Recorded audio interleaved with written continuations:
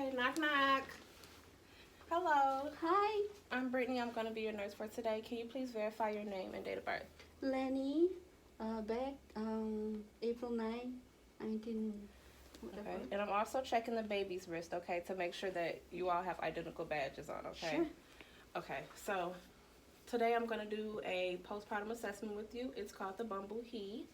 Okay, I'm just going to be touching various parts of your body and ask you various questions. Okay, do you want to hold the baby or you want me to put him in the bassinet while we do Yeah, it? you can put him over there. Okay, so let me wash my hands and put on some gloves first. Okay. Okay, let me take the baby. What's the baby's name? Janice. Hi, Janice. You're so cute. That's a girl, right? Okay. All right, so I'm going to start off with your breast, okay? So you have your gown on. I'm going to expose you here, and I'm going to palpate you. I'm checking for nodules, okay? Do you feel any pain while I'm palpating? No. Okay. So you're you're breastfeeding, right? Yeah, Okay, and the baby's latching on to your breast, okay? I think so, yes. Okay, so his whole mouth is over the areola, right? Yes. Okay. Anytime that you do have like breast pain or harden, it's called engorgement, and this is normal for breastfeeding moms. And what we recommend is that you continue to breastfeed. Okay, this is the best treatment for engorgement. You can also use cold compresses before you breastfeed, and warm compresses before you breastfeed, and cold compresses after you breastfeed. You can use cabbage leaves as well. That also helps with engorgement. And then just make sure that your breasts are completely emptied when you're breastfeeding. That will help with engorgement. And as far as your nipples, they're not sore or anything like that, right? No. Okay, so that's a good sign that the baby's latching on. So if anytime you do have sore nipples, you can use nylon and cream. We can give that to you, or you can also just take a little drop of your milk and rub it against your nipples. That can also help with the sore nipples. Okay. Okay. All right, so now I'm gonna go ahead and we can cover you back up. I'm gonna go ahead and expose your uterus. Okay, so I'm gonna palpate your uterus for firmness. Make sure that it's firm and not boggy. Your fundus should extend 1 to 2 centimeters every day. Okay, I'm gonna go ahead and palpate for firmness. I do feel firmness here, so that's good. Okay, as far as you going to the bathroom, are you going to the bathroom? Yeah. Okay, so you're peeing, okay? Yeah. Okay, so you should be peeing every 2 hours, okay? So we want to avoid bladder distension. We can also cause you to bleed, and it can also cause your uterus not to get firm like we want it to, okay? So make sure you're going to the bathroom every 2 hours. And how about your bowels? Irregular, I go. Okay, so it's normal for moms after they have a baby to not be going to the bathroom because you could be in fear with that episiotomy, and then sometimes your bowels are just not moving like they should. So if you don't have a bowel movement in the second day, we want you to start taking laxatives to get your stool softening up. We'll also increase your fluids. We'll have you walking, and we'll also have you pick some fibrous foods from the menu. Okay, so I'm going to go down to your talk about your LOSHA, which is that discharge that you've been having after you had the baby. So your LOSHA right now, since you just had the baby yesterday, it should be red. This is LOSHA Ruba. So the Ruba will last for 1 to 3 days. Anytime this is like a bright reddish color, it looks like your menstrual. Anytime that is lasting longer than that 3 days, we want to notify the doctor because this is increased bleeding and we don't want that, okay? So after the 3 days, 4 to 10 days, you will have LOSHA serosa, which is like a dark, like a brownish discharge. So this means that the blood is turning old, which is a good thing.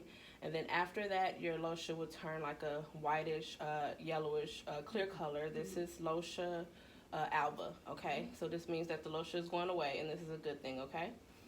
So now I'm going to go down and check your episiotomy. So I'm going to have you go to the side. And I'm going to raise your leg up here. And I'm going to use the light because I can't see down there. Okay, I'm checking for Rita. So this is redness, edema, ecchymosis, drainage, and approximation. Okay, I'm also Everything looks good down there. You're not having any pain? No. Okay, and if you did, we can go ahead and give you benzocaine spray. We can also give you an ice pack to help with the swelling, and then we can give you some Tux pads as well. That also helps with the relief the discomfort down there. And I'm looking for hernia also, hemorrhoids. I'm sorry. I'm looking for hemorrhoids, which I don't see. This is common for women that just had a baby because they're pushing so hard that they can get hemorrhoids. So you're not having those as well, right? If you did, we can give you some witch hazel pads, which also helps with that. We have some itching cream because hemorrhoids can be itchy. Okay, you're good there. You can turn back around.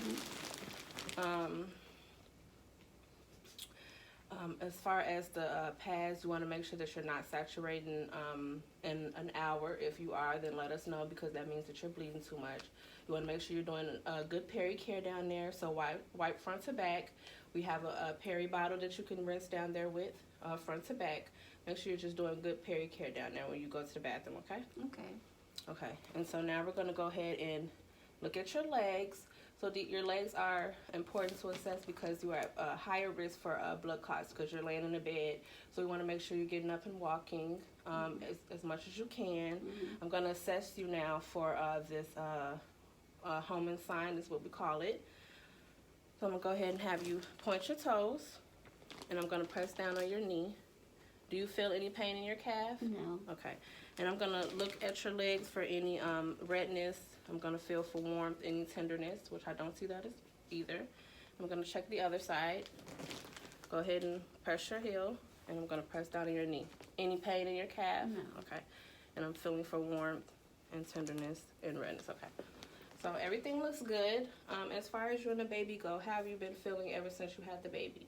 Any sadness, any anger at your husband? No, I'm good. Okay, everything is good? Okay, so if you did have these symptoms, it's called postpartum blues, which is normal for moms, okay, after they have their baby.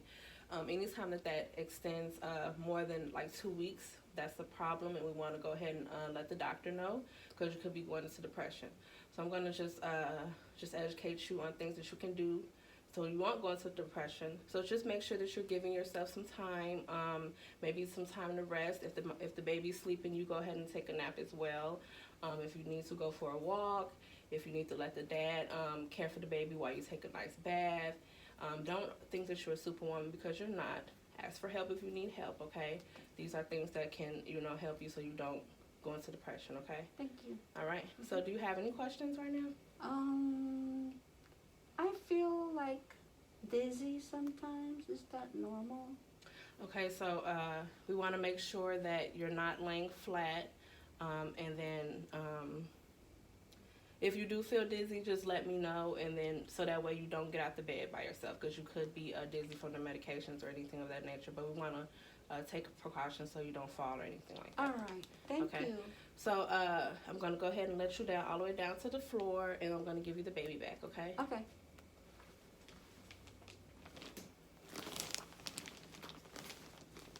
Okay. Anytime you have any questions, the call light is right here. Just let me know, okay?